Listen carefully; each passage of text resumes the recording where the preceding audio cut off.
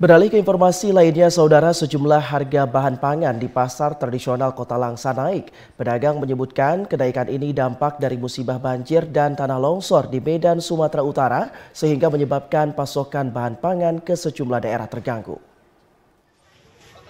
Sejumlah harga bahan pangan di pasar tradisional Kota Langsa kembali mengalami kenaikan. Tomat yang sebelumnya dijual Rp20.000 per kilogram, kini naik menjadi Rp24.000 per kilogram. Lonjakan serupa juga terjadi pada cabai merah, naik dari Rp26.000, kini di harga Rp28.000 per kilogram. Sementara itu bawang merah yang sebelumnya seharga Rp34.000, kini mencapai Rp38.000 per kilogram. Zakaria, salah seorang pedagang, mengungkapkan kenaikan harga ini sudah berlangsung secara bertahap dalam beberapa hari terakhir. Ia menambahkan musibah banjir dan tanah longsor di Medan, Sumatera Utara menyebabkan pasokan bahan pangan ke sejumlah daerah terganggu.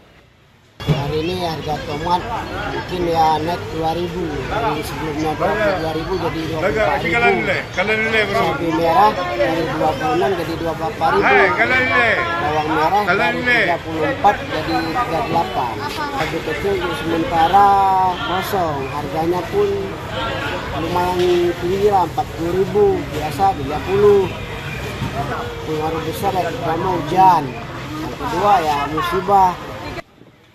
Keluhan juga datang dari pembeli. Lisnawati, seorang ibu rumah tangga, mengaku kesulitan memenuhi kebutuhan pokok keluarganya selama 3 bulan terakhir. Kini dirinya terpaksa harus mengurangi pembelian. Ya, kalau kita bilang dia mau naik ya nggak apa-apa, ya alhamdulillah, ya namanya kebutuhan ya kita penuhi semua. Gimana kita bilang sebenarnya menjerit lah. Sebenarnya menjerit kita kalau untuk kebutuhan ini. Ya kalau bisa ya jangan sampai kayak gini harganya gitu kan. Kalau ini kita rasa ada sekitar 3 bulan ada lah. Masyarakat berharap pemerintah segera mengambil langkah konkret untuk menstabilkan harga dan memastikan pasokan bahan pangan tetap terjaga. Dari Langsa, Mulyadi TV Raja melaporkan.